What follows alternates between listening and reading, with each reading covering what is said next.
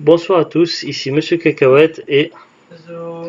aujourd'hui nous sommes lundi 15 janvier 2018 et il est 23h41.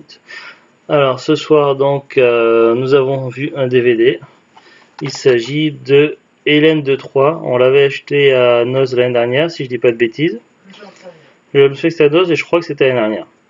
Avec comme acteurs donc Sienna Guillory, Matthew Marsden, Rufus Sewell. Là il ne marque pas, mais il y a également John Rhys Davies qui est connu pour avoir joué le professeur Maximilian Arturo dans la série Sliders et Gimli dans Le Seigneur des Anneaux. Et également il a joué dans énormément de films de série B, dont certaines productions Asylum et dans des films qu'on peut voir sur Énergie 12 et compagnie.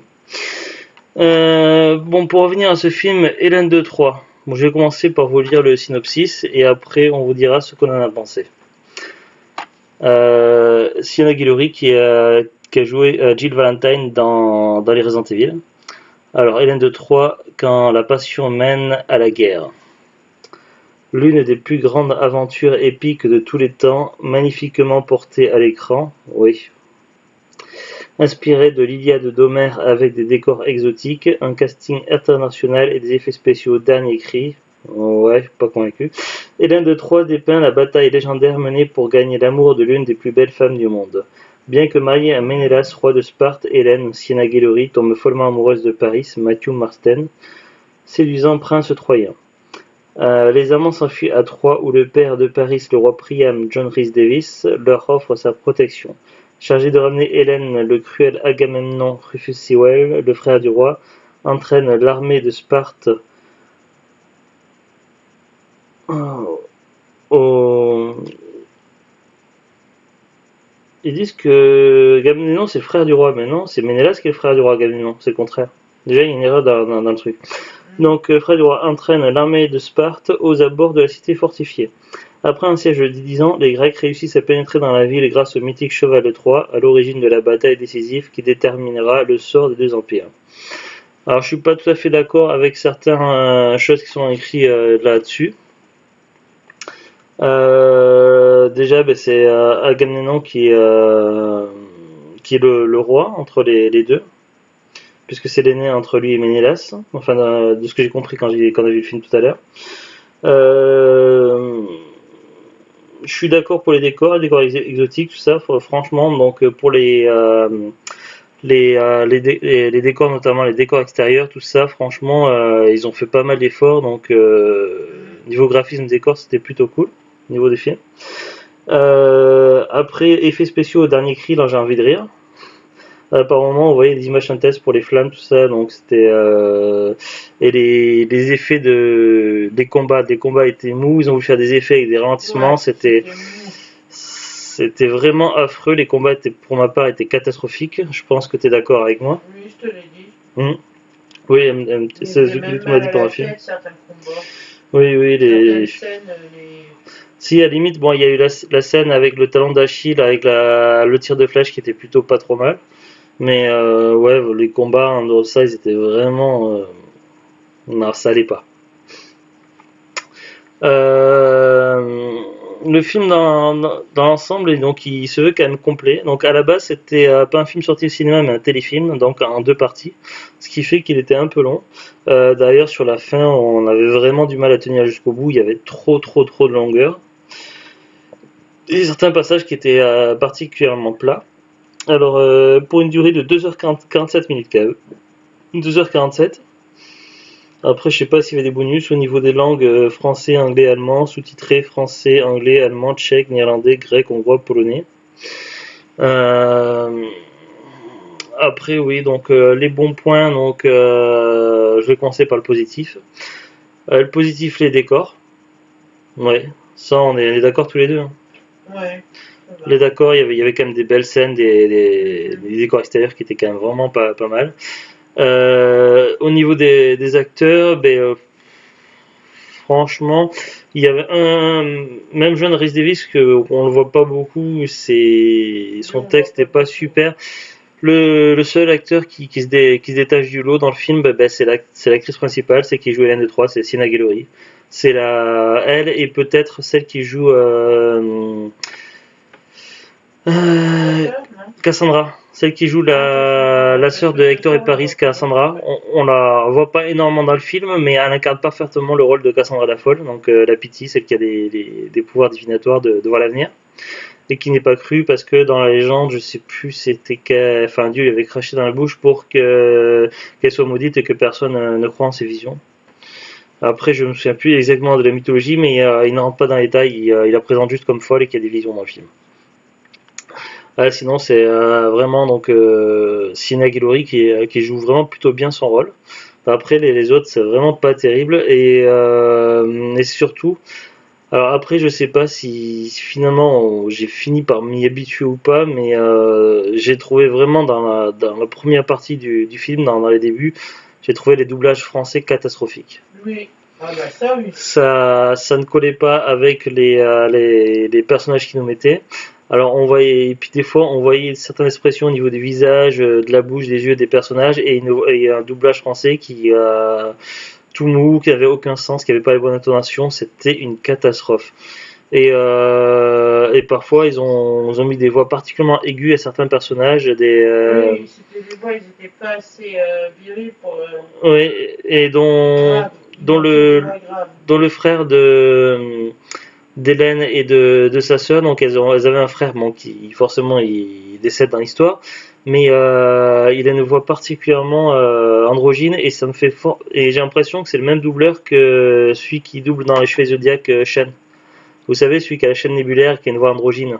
D'ailleurs, dans le dessin animé, il a connu plusieurs doublages, et à un moment donné, il y a un des doublages de Shen d'Ashway Zodiac, c'est exactement le doublage du frère d'Hélène de Troyes dans le film. Et du coup, c'est vraiment chelou. Donc c'est vrai que voilà, les combats sont nuls.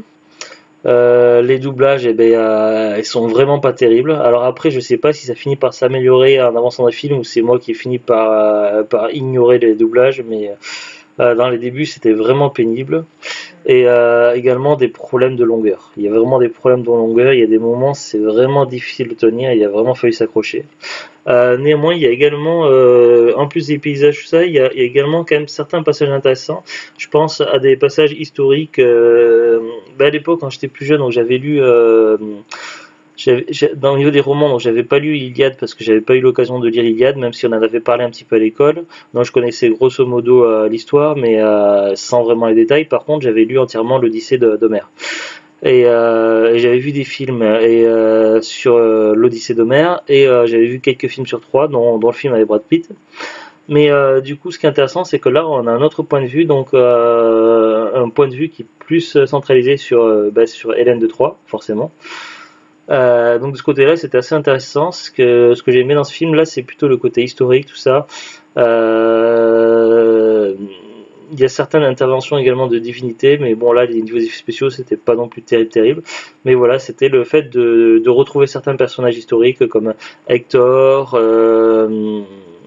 Homère qui évidemment il est toujours aussi malin, donc bon c'est vrai qu'il n'était pas non plus très présent, et ça aurait été quand même bien qu'on puisse le voir quand c'est lui qui a l'idée du cheval de Troie, tout ça. Donc voilà, on voit certains personnages. Par contre, j'ai pas du tout aimé le choix d'acteur pour Achille.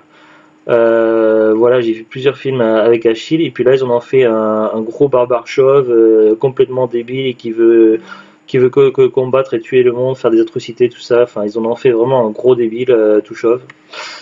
Donc voilà, c'est vrai que je trouve regrettable le choix d'acteurs, et également les scènes et les paroles qu'ils ont données à Achille, c'était vraiment pas terrible du tout. Sinon, c'était quand même intéressant de revoir beaucoup de personnages historiques réunis, et de les voir également. Il y a le passage qu'on voit jamais dans les films de 8 sur 3, où ils font le pacte de s'entraider, tout ça, d'intervenir si jamais il y avait une guerre, tout ça. Et du coup, ça explique pourquoi ils se retrouvent tous à affronter Troie, tout ça. Alors il y a des films où on voit où c'est les Spartiates les gentils et les Troyens les méchants, mais dans ce film-là, ce serait plutôt le contraire, les Troyens les gentils et les Spartiates les méchants. Voilà, donc je vous ai dit les points faibles et les points forts, donc je pense que Luc doit être à peu près d'accord avec moi, qu'il y ait des choses que... Moi j'ai trouvé très très long. Oui, mais ça j'en ai parlé des longueurs, donc ça c'est un petit peu pénible. Voilà, donc dans l'ensemble... Enfin, moi, franchement, je suis fan de Peplum, de ce genre de film-là, mais j'ai eu vraiment du mal. C'est pas de ma faute parce que. Non, ou c'est vraiment. De quoi tu dis c'est ta faute? Je te demande parce que comme moi j'avais vraiment du mal, je me. Non, non, mais je me suis accroché également pour tenir jusqu'au bout le film. Parce que moi je me suis pas accroché, j'ai pas Il réussi. y a, il y a certains, il y a certains trucs que j'ai trouvé intéressants, donc j'ai voulu vraiment continuer jusqu'au bout pour quand même voir si, mais c'était vraiment pas facile. Euh, D'accord, donc j'étais pas. non, non, c'est le film lui-même, mais il y avait quand même des choses intéressantes dans le film. Tout n'est pas jeté, mais voilà, il y a des choses qui auraient pu être largement mieux faites. Comme j'ai dit, les scènes d'action sont nulles, les combats sont nuls, les doublages VF sont affreux, donc surtout au début, ils sont vraiment catastrophiques au début. Voilà, donc il y a certaines choses intéressantes du point de vue historique, des choses qu'on voit pas forcément dans les films, de voir réunir certains gars, des grands personnages des livres d'époque, d'histoire des Grecs, des Troyens, tout ça, donc c'est intéressant. J'ai bien aimé la façon dont a joué Sienna Guillory, donc le rôle d'Hélène de Troyes, elle se débrouille pas trop mal. J'ai trouvé John Rhys Davis méconnaissable. D'habitude, on le voit toujours avec un petit peu d'embonpoint, tout ça, et là, il faisait même à la limite un petit peu squelettique, tout ça. J'ai trouvé méconnaissable dans ce film-là. Ça faisait vraiment bizarre. Après, voilà, donc les personnages manquent de charisme aussi. Après, voilà, Beaucoup, ouais. je suis fan de Peplum, mais ce film, je m'attendais un peu mieux quand même. Donc, c'est vrai que ce film, dans l'ensemble, est plutôt décevant.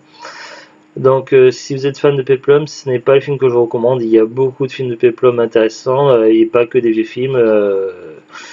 Bon, c'est vrai qu'il y a des films qui datent des années 1700, 1800, 1900, enfin qui commencent à dater, c'est pas évident de les suivre. Mais des années 2000 à maintenant, il y a eu pas mal de films Peplum qui sont pas trop mal et qui ont plutôt bien vieilli. Donc, à voir. Je pense que vous faites une recherche sur internet, vous trouvez pas mal. Zuglut, un fan pour Gladiator. Moi, j'ai beaucoup aimé 3. J'ai 3, jamais vu. 3, le film entièrement, j'ai dû le voir deux trois fois entièrement, mais à une époque, j'avais du mal à trouver le sommeil, donc je le mettais pour dormir et je m'endormais dès la première scène d'action. Mais voilà. C'est un film que j'ai beaucoup aimé, 3, mais il y a plein d'autres films super, donc là j'ai pas les titres en tête en niveau Peplum, mais voilà. Si vous cherchez, c'est pas ce film-là. Donc il y a même un film sur l'Odyssée, je crois que ça s'appelle l'Odyssée, qui faisait partie des tout premiers DVD à être sortis à l'époque, en 99 ou en 2000, je sais plus. Je l'avais en DVD autrefois et j'avais plutôt bien aimé, donc ça reprenait vraiment la partie de l'Odyssée d'Homère, tout ça, c'était plutôt pas trop mal fait.